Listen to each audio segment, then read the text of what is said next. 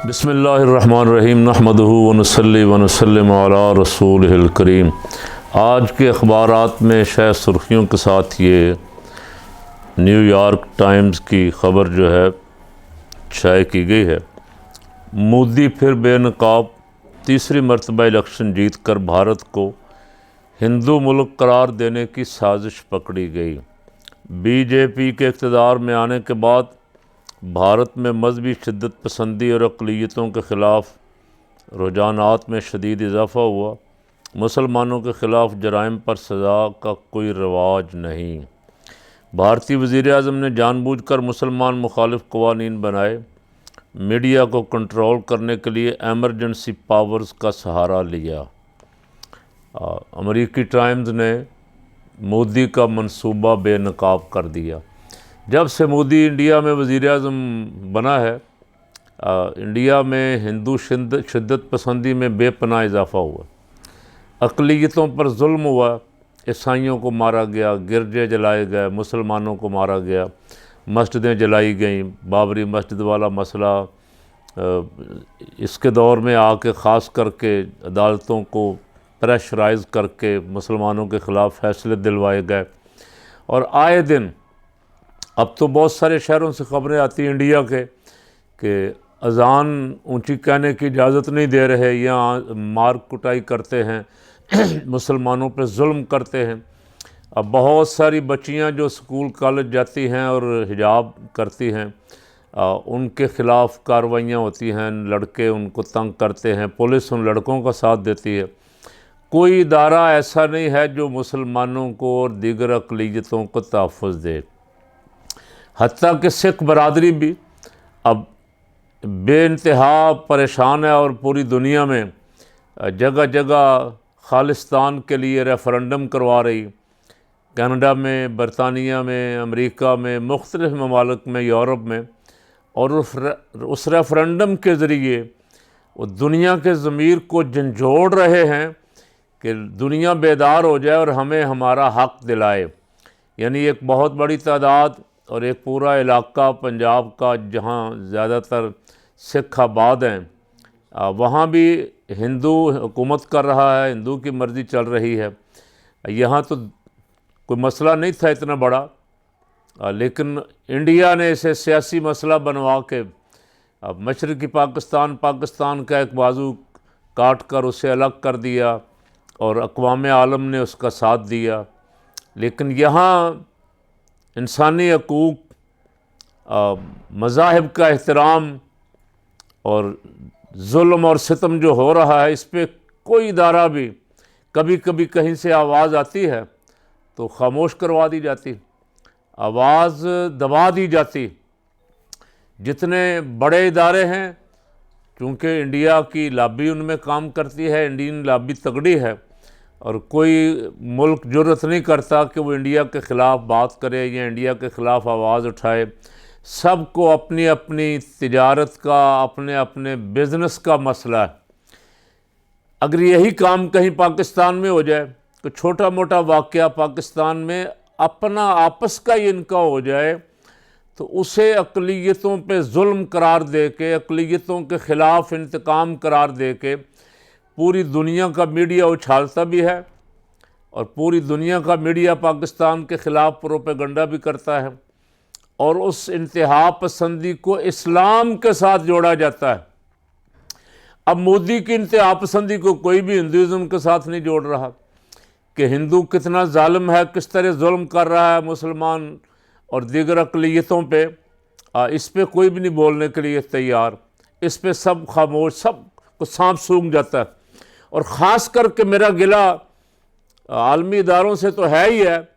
अपने जो यहाँ हमने 150 के करीब मुल्कों में सफारत खाने बनाए हुए, हमारे सफारत खानों को भी चुप साध जाती।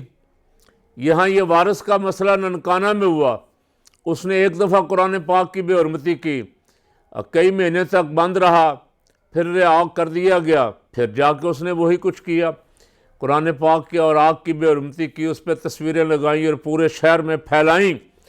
उसकी माँ ने उसे आग कर दिया, लोगों ने उसे रोका और बार बार रोका, समझाया, लेकिन वो बेअदबी से बाज नहीं आया, उसका नतीजा मेरे और आपके सामने है कि फिर जज्बात तो पुलिस भी कंट्रोल नहीं ना कर सकती। लेकिन पुलिस की रिपोर्ट जो आई JIT की, अब वो रिपोर्ट भी ये थी कि इसने बार बार कुरान मुक़द्दस की बेहुरमती की है। मैंने उस दिन देखा जिस दिन ये वाक़या हुआ, सारा मीडिया चीख रहा था, मीडिया में शोर पड़ा हुआ था, कुछ घंटा घंटा कवरेज मीडिया ने उसे दी। लेकिन पाकिस्तान का मुसलमान के ख़िलाफ़ इंडिया में जो वाक़यात हो रहे हैं, उसकी हमारा मीडिया एक सतर दिखाने के लिए भी तैयार नहीं है। ये मुसलमानों की नुमाइंदगी कर रहे हैं, ये पाकिस्तान की नुमाइंदगी कर रहे हैं, ये अपने आप को इंसानी हकूक़ का लंबरदार कहते हैं। अब पूरी दुनिया सारा कुछ तमाशा देखती है। यानी साफ़ियों को जम्मू कश्मीर में जाने की इजाज़त नहीं। आलमी बरादरी के साफ़ी जो हैं, यूरोप के, बरतानिया के, अमेरिका के, उनको भी इजाज़त नहीं कि वो जाके देख के रिपोर्ट कर सकें। लेकिन वो भी खामोश तमाशाई, वो भी नहीं बोलते। इंडिया के ख़िलाफ़ कोई आवाज़ उठाने के लिए तैयार नहीं है। और पाकिस्तान के जो सफ़ीर साहबान बैठे हुए हैं, चाहिए तो ये इंडिया में जो अक़लियतों पे जुल्म हो रहा है उसकी तस्वीर सारी दुनिया को दिखाएं और दुनिया को बताएं कि इंतहा पसंद मुल्क कौन है, इंतहा पसंद मज़हब कौन सा है। इस्लाम के साथ इंतहा पसंदी को जोड़ना और मुसलमानों को टेररिस्ट कहना और पता नहीं क्या क्या एक वतीरा बन गया है ना मगरिब का। और ख़ास करके अब क्रिकेट आ रही है, वर्ल्ड कप आ रहा है जी, पहले एशिया कप आ रहा है। इंडिया ने कहा हम पाकिस्तान नहीं जाएंगे, पाकिस्तान दहशतगर्द मुल्क। पाकिस्तान ने कह दिया कि अगर इंडिया नहीं आएगा तो हम वर्ल्ड कप खेलने इंडिया नहीं जाएंगे।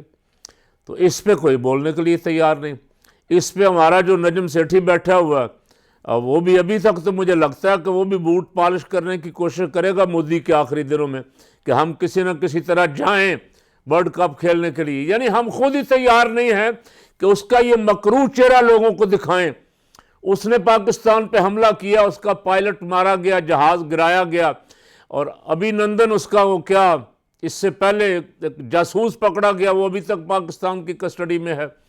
उसने बहुत सारे राज उगले और बहुत सारे यहाँ जितने दहशतगर्दी के वाक़यात हैं इंडिया करवा रहा है, इंडिया फंडिंग कर रहा है, इंडिया बंदे भेज रहा है, लेकिन बदनामी पाकिस्तान की करता है, प्रोपेगेंडा पाकिस्तान के ख़िलाफ़ करता है और कोई उसे पूछने वाला नहीं है।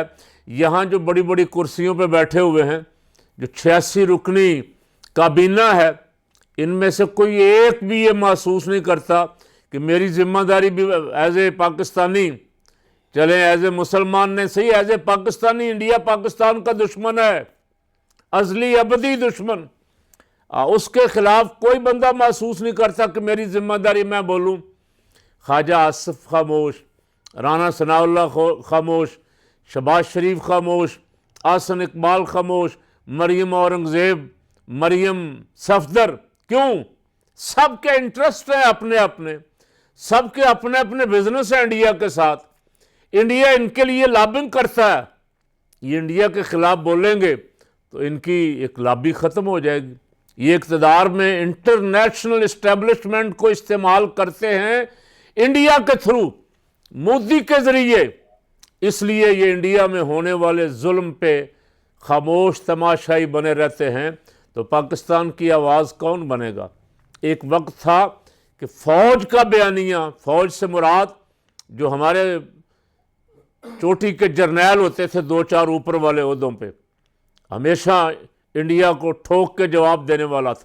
लेकिन बदकिस्मती से यहाँ जर्नैल भी बाजवा जैसा आ गया, जो इंडिया से दोस्ती की पींगे बढ़ाता रहा, इंडिया से खुफिया मुआहदे करने के चक्कर में रहा, तो पाकिस्तान का बयानिया तो दफन हो गया। यहाँ अपनी अपनी पार्टियों के लिए बयानिए बनाए जा रहे हैं, झूठे सच्चे, लेकिन पाकिस्तान के लिए, पाकिस्तान का खाने वालों, पाकिस्तान में हुकूमत करने वालों का कोई बयानिया नहीं है कि ये अपने दुश्मन को नंगा करें और उसका असली चेहरा आवाम को दिखाएं। लेकिन अल्हम्दुलिल्लाह पाकिस्तान के अवाम बाखबर हैं, पाकिस्तान के अवाम जानते, दुनिया में रहने वाले मुसलमान भी देख रहे हैं और इंसाफ पसंद हल्के, खा वो बाअसर हैं या बेअसर हैं, वो भी देख रहे हैं कि इंडिया में जुल्म हो रहा है और जुल्म ज़्यादा देर नहीं चलता। जालिम एक ना एक दिन पकड़ा जाता है। अल्लाह इनको ढील ज़रूर देता है, यमुद्दुहुम फ़ी तुग़यानिहिम यामहून, लेकिन जब पकड़ता है तो उसकी पकड़ बड़ी सख्त है। इंशाअल्लाह इस जुल्म पे जो इंडिया मुसलमानों पे कर रहा है और अक़लियतों पे जुल्म कर रहा है, इस जुल्म पे इंशाअल्लाह इंडिया की पकड़ आने वाली है। इंडिया अज़ाब इलाही में गिरफ़्तार होगा और जो हमारे ज़िम्मेदारान खामोश तमाशाई बने हुए हैं, इन्हें भी एक न एक दिन जवाब देना पड़ेगा।